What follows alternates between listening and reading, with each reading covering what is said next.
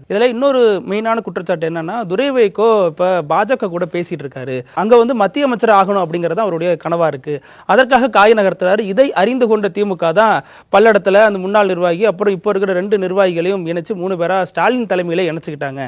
இதெல்லாம் துரை வைகோவால தான் வந்த ஒரு பின்விளைவுகள் அப்படின்னு சொல்றாங்க. இது 100க்கு 100 கட்டுக்கதை.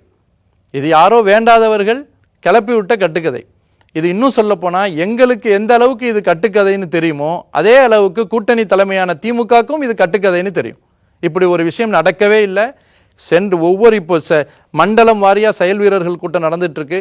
ஒவ்வொரு செயல் வீரர்கள் கூட்டத்திலையும் தலைவர் சொல்றாங்க, திமுக கூட்டணியில் மறுமலர்ச்சி திமுக தொடர்கிறது, தொடரும், இது என்னுடைய கட்டளை, இப்படிதான் நடக்கும் அப்படிங்கிறத. பூந்தமல்லி செயல் வீரர்கள் கூட்டத்தில் கூட ஒரு கார் வருது, அந்த போட்டோ எடுத்து வைரல் பண்ணிட்டு இருக்காங்க. அதுல ஒரு பக்கம் பிரதமரோட படம் இருக்கு, இன்னொரு பக்கம் அதிமுக கொடி கட்டியிருக்காங்க. இதுவே வந்து இதற்கான முன்னோட்டமாக இருக்கும். இது ரொம்ப சாதாரணமாக கடந்து போகக்கூடிய ஒரு விஷயம். எல்லாரும் வாகனம் வைத்துக் கொள்ளக்கூடிய அளவிற்கு தொண்டர்களோ நிர்வாகிகளோ வசதியான இருக்கக்கூடிய கட்சி இது இல்லை.